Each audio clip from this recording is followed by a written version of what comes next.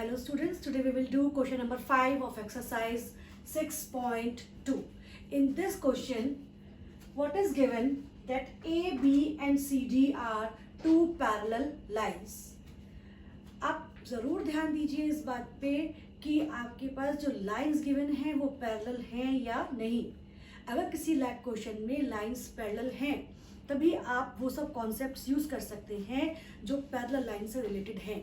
जैसे अगर lines parallel होंगी देन ऑल्टरनेट एंगल्स इक्वल होंगे एंड को इंटीरियर एंगल्स का सम 180 डिग्री होगा. तो आप देखिए मैंने पैरेलल लाइंस के लिए यहाँ पे एरोज लगा दिए हैं. ये एरो रिप्रेजेंट कर रहे हैं कि ये लाइंस कैसी हैं, पैरेलल. और क्या गिवन है, A B parallel C D के है. Angle A P Q, angle A P Q is equals to 50 degree and angle PRD is equals to 127 degree. You have to find x and y. So it is very easy question. You can see angle APQ and PQR.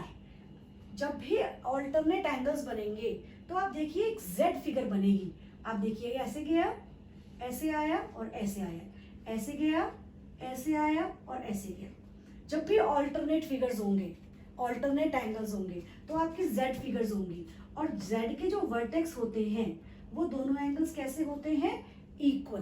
तो आप बहुत easily कह सकते हैं कि x की value कितनी हो गई, x इज इक्वल्स टू 50. 50 क्यों हो गई, due to alternate interior angles.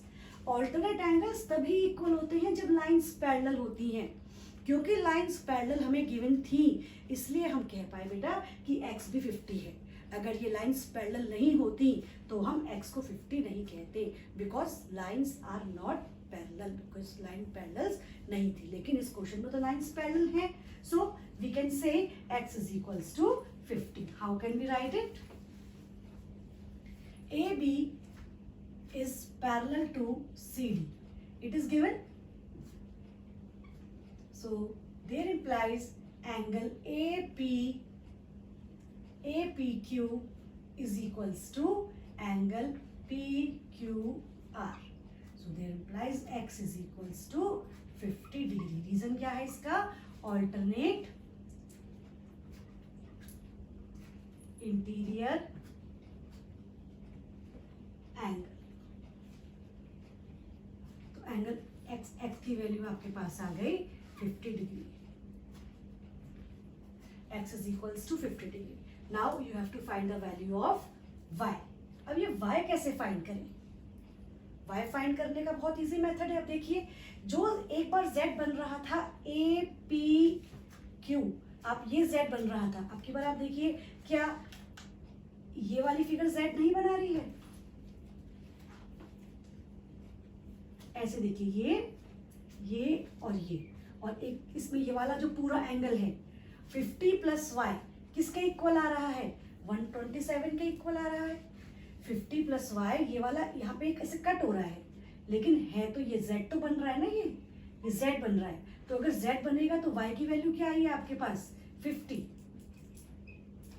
y की वैल्यू तो अभी आपके पास है ही नहीं. 50 प्लस y किसके इक्वल हो जाएगा, 127, because alternate angles are equal.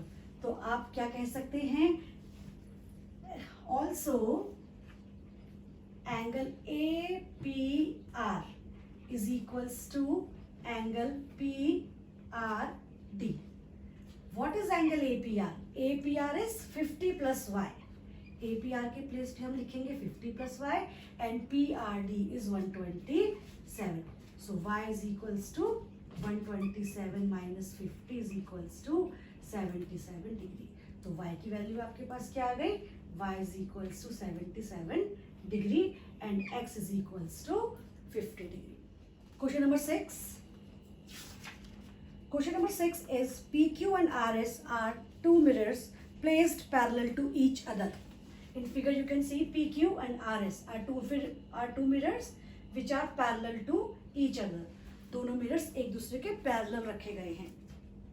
An incident ray AB is the incident ray which is reflected to BC. AB is an incident ray strikes the mirror PQ at B.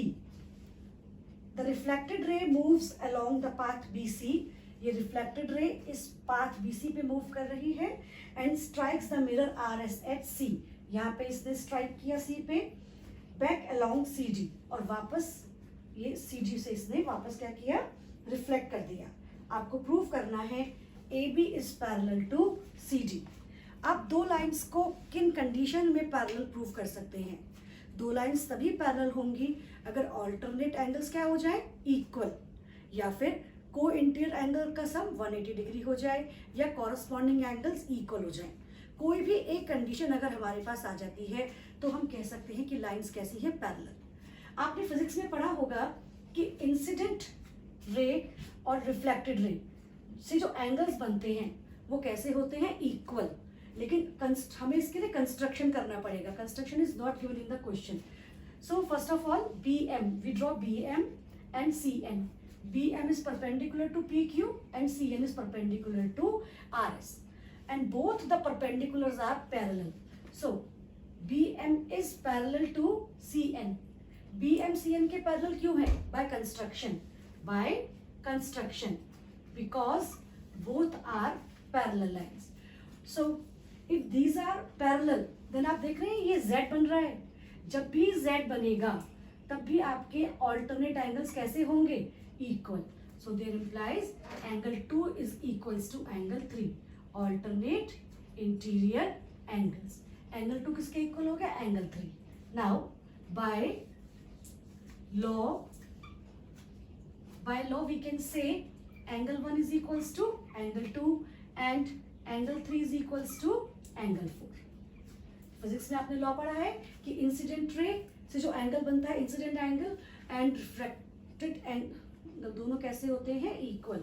So 1 is equal to 2 and 3 is equals to 4. Let us suppose it is equation number 1, it is equation number 2 and it is equation number 3.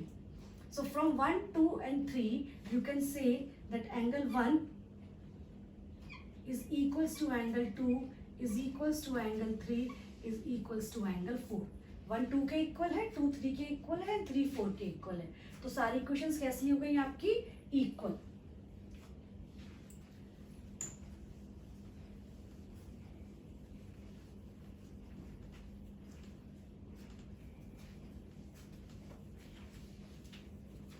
So what will be the next step? Angle 1 plus angle 2 किसके equal हो जाएगा, angle 3 plus angle 4 के. 1 प्लस 2 is equals to 3 plus 4. मान लीजिए अगर 1 30 है तो 2 भी 30 होगा, 3 भी 30 होगा और 4 भी 30 होगा. सो 1 प्लस 2 किसके इक्वल हो जाएगा, एंगल 3 प्लस 4. बट एंगल 1 प्लस 2 के प्लेस पे हम लिख सकते हैं ABC. तो 1 प्लस 2 के प्लेस पे हम क्या लिख सकते हैं, एंगल ABC. और 3 प्लस 4 के प्लेस पे क्या लिख सकते हैं, BCD. Angle BCD. अब आप देखिए ये एंगल्स क्या बना रहे हैं, Z. तो ये कैसे एंगल्स हैं, alternate interior angles. But these are alternate interior angles and we know that